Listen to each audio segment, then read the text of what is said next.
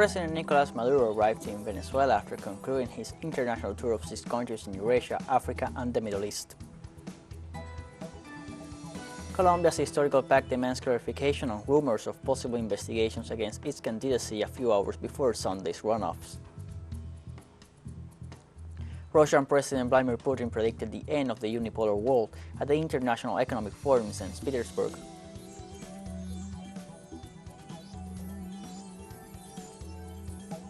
Hello, welcome to From the South. I'm Luis Alberto Matos from the teleSUR studios in Havana, Cuba.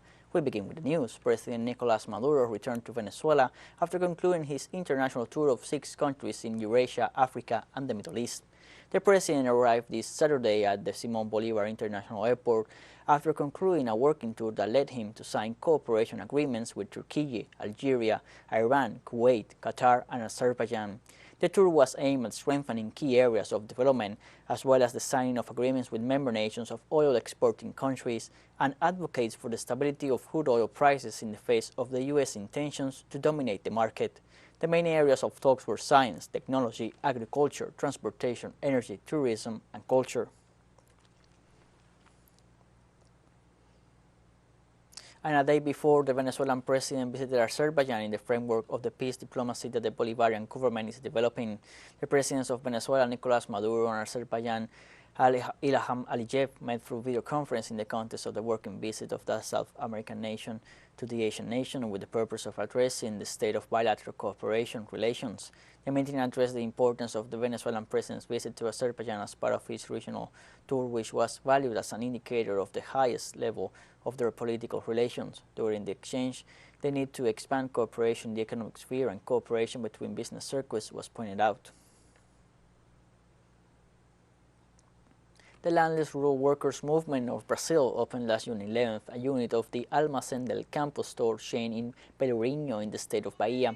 The Landless movement of Brazil became the largest distributor of agrarian reform products in the country with the opening of 38 Almacén del Campo stores at the regional level. The opening is evidence of the sales expansion from farmers' family farming for the movement. The warehouse initiative seeks to strengthen the rural-urban relationship through agroecological products and thus break with the dependence on agrotoxins implemented by the large commercial chains. This is very important what is happening all over Brazil. In all the family agriculture producers, the campers, the settlers, who are bringing healthy food to the table of the cities where it did not arrive and it is arriving now. We are also working to bring food to the rest of Latin America, Argentina, Venezuela. This is the importance of the people that unite us and the integration of Latin America. Bolivian Attorney General's office informed Friday that in the context of the so-called non-lethal weapon Ecuador case investigation, the public ministry issued formal changes against former ministers and officials of the de facto government of Yanine Áñez for the crimes of illegal arms trafficking and possession of use of non-conventional weapons during the protests against the 2019 coup. We would like to inform that last June the 13th, the Prosecutor's Commission of the Prosecutor's Office specialized in the crimes of corruption, illicit profit laundering, and customs tax crimes has presented the normal indictment against the former Ministers of Government and Defense, Arturo Murillo and Fernando López, respectively, within the case that we have called non-lethal weapons of Ecuador. The official listed the quantities and characteristics of the weapons that entered the Andean country during this period. The indictment describes the entry of 5,000 hand grenades, 2,389 long-range 37mm caliber bullets, 560 short-range 37mm caliber bullets, and 500 sound and flash grenades for outdoor use.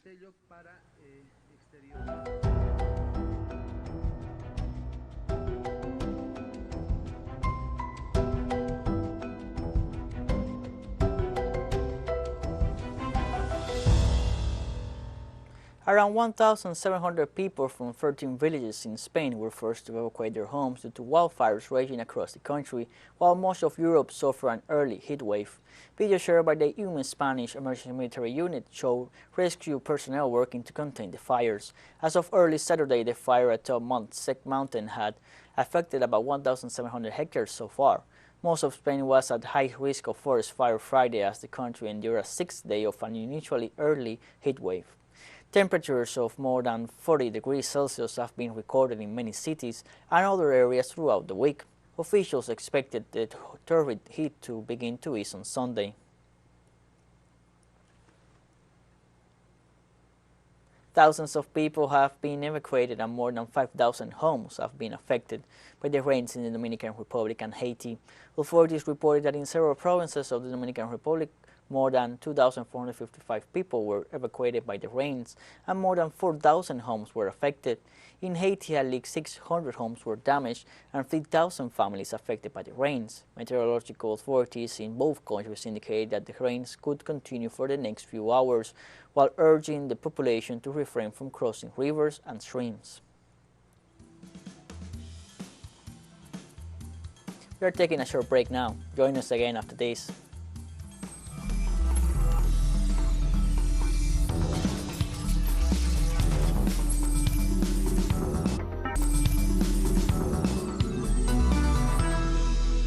Welcome back to From the South. In Colombia, the historical Pact campaign demands clarification on rumors of possible investigations against its candidacy a few hours before the second round of elections. Alfonso Prada, head of debate of the historical Pact, warned about alleged inquiries by the justice system against the candidate Gustavo Petro or members of the campaign. For his part, the Vice Minister of Interior, Maria Paola Suarez, said that the campaign of Gustavo Petro has received all the guarantees in the middle of this electoral process and warned that in spite of the absence of Minister Palacios, all the institutions were present and ready to see to his requests. The last commission of electoral guarantees before the second presidential round was scheduled for Friday, June 17th. However, it was postponed due to logistical problems and was agreed to be held this Saturday, June 18th. In Ecuador, demonstrations against President Guillermo Lazo's economic and social policies continues. The president of the Confederation of Indigenous Nationalities, Leonidas Issa, affirmed that the national strike will continue as long as the neoliberal policies of Lazo's government are not repealed. Likewise, in a message addressed to the CONAI, other organizations, and social sector supporting the strike, Issa underlined that the actions will have a national scope, although they will be carried out from the indigenous communities' territories. In this sense, the leader of the Indigenous Confederation reaffirmed his call not to fall into provocations and to guarantee that each day of protest is peaceful. In relation to these events, the rector of the University of Cuenca, Maria Augusta Hermida, stressed that she will not accept aggressions and repressions by the police against the university and supported the mobilized organizations. The defense of the university budget and autonomy. We will not tolerate the throwing of bombs at the students of the University of Cuenca, nor the entry of the police. And lastly, comrades, as Cuenca University, we are empathic and we are in solidarity, and we will always be together with the popular sectors and their struggles. Now let's take a look at the strike called by the Confederation of Indigenous Nationalities of Ecuador against the policies of Guillermo Lazo's government. Multiple injuries, arbitrary detentions, and cases of police repression have been reported in 6 provinces during the day. In Cotopaxi and Sucumpios, at least 7 people were injured, while in Santo Domingo de los Tachilas, 5 injuries were reported, among them a minor. At the same time, in the provinces of Quito and Pichincha, 13 arbitrary detentions were reported, while Cotopaxi registered 19 and Santo Domingo de los Tachilas so far reported 2. Likewise, in Pichincha, Sucumbios, Cotopaxi, Azuay, Santo Domingo de las Tachilas, and Chimborazo, multiple incidents of police repression against social protests were registered. There are still no reports of people missing during the demonstrations. And in other topics, Russian President Vladimir Putin predicts the end of the unipolar world at the International Economic Forum in St. Petersburg. The head of state said the ruling elites of the West live in an imaginary world and refuse to recognize global changes. President Putin also added that Western countries try to reverse the course of history by reasoning in terms of the last century. The president recalled that in recent decades, new economic centers have emerged, developed their own political systems and institutions in which they have implemented their own models of economic growth, and now they have the right to protect them and guarantee their sovereignty.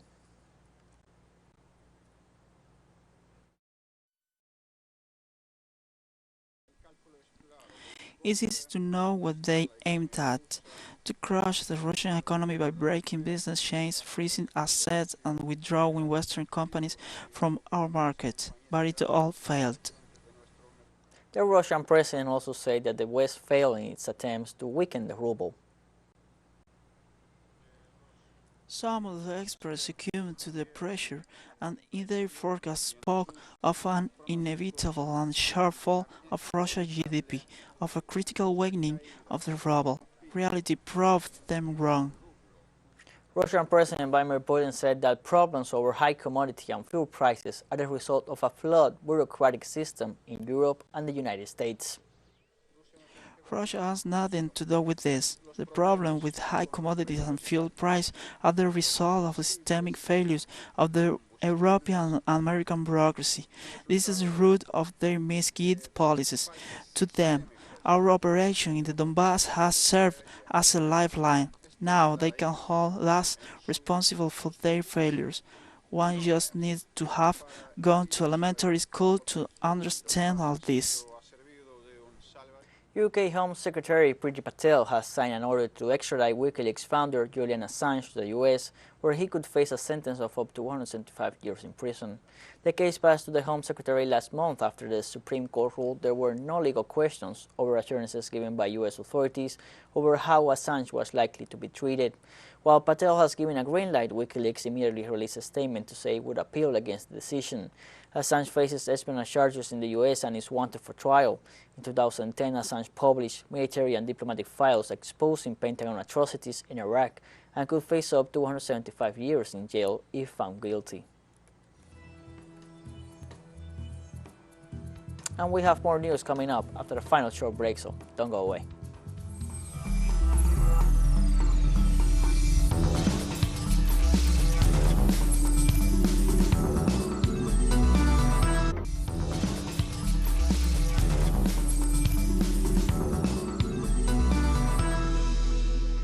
Welcome back to From the South. Clashes between youth and police left one dead in Senegal's capital Dakar on Friday as officers blocked off access to home of opposition leader Ousmane Sonko. Spokesman for Sonko's Pastef party, Ousseyni Ly, said three opposition figures, Destifo, Ahmed Aidara and Mamedi Agramafame, were also arrested.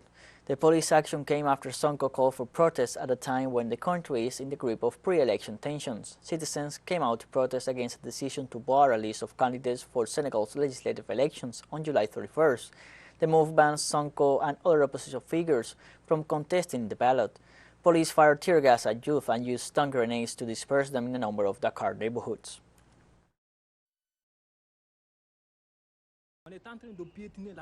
The democracy of Senegal has been trampled on when it should not be. It is lost in advance. The confrontation is inevitable given the situation. Macky Sall will have to be accountable, and if he thinks he can do his deeds and get away with it, he's mistaken. The youth will confront him even if there will be 200 deaths. And the African Union congratulated Hamza Abdi Barre, newly appointed Prime Minister of Somalia. The chairman of the AU Commission, Moussa Faki Mahamat, communicated with Somali authorities stating that the organization will support all efforts towards order. Abdi Barre, member of parliament, was nominated by the nation's president, Hassan Sheikh Mohamud, last Wednesday, and on television, Sheikh Mohamud urged the parliament to approve his nomination. He also urged the Prime Minister to address insecurity, drought, and many other issues.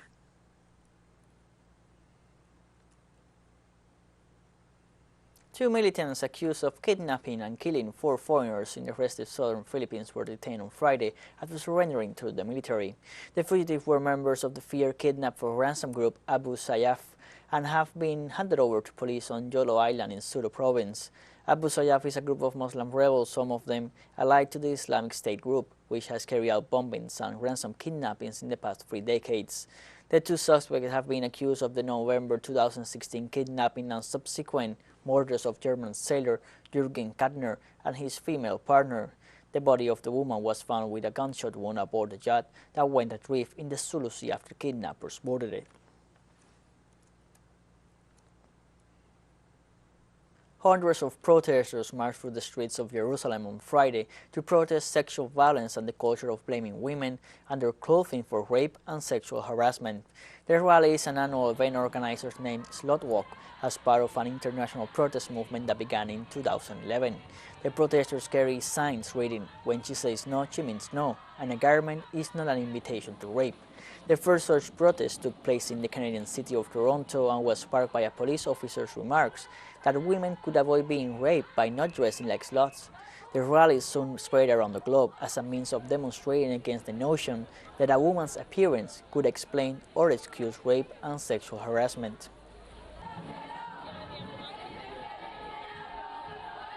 The demonstration today is against rape culture, and we're trying to achieve that there will be no more blaming the victims and no more rape and no more violence against women. We're trying to say that it doesn't matter what we wear and who we are.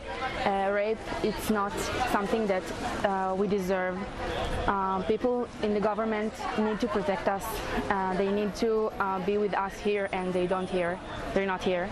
And this is the 10th year that we're walking here in Jerusalem, which is the main city of Israel. The government sits here, and we want to say this is our place. We want to feel safe on the streets. The Sana Center for Strategic Studies, in cooperation with the Folke Bernadotte Academy, launched the Yemen International Forum 2022 in Stockholm on Friday, a platform for Yemenis to engage in in-depth conversations on the political situation, peace efforts, and the economy. With 200 participants, the forum brought together members of government, senior leaders from various Yemeni parties, politicians, activists, researchers, civil society leaders, diplomats, and international mediators. Sweden's Minister of Foreign Affairs, Ann Linde, and the United Nations Special Envoy for Yemen, Hans Grundberg, addressed the opening session. The Yemen International Forum came during the 3rd month of an UN-sponsored nationwide truce. Plenary sessions paved the way for expanded discussions on challenges as well as the opportunities for a political settlement, economic priorities, security sector reform, governance, and the meaningful inclusion of women in peacemaking.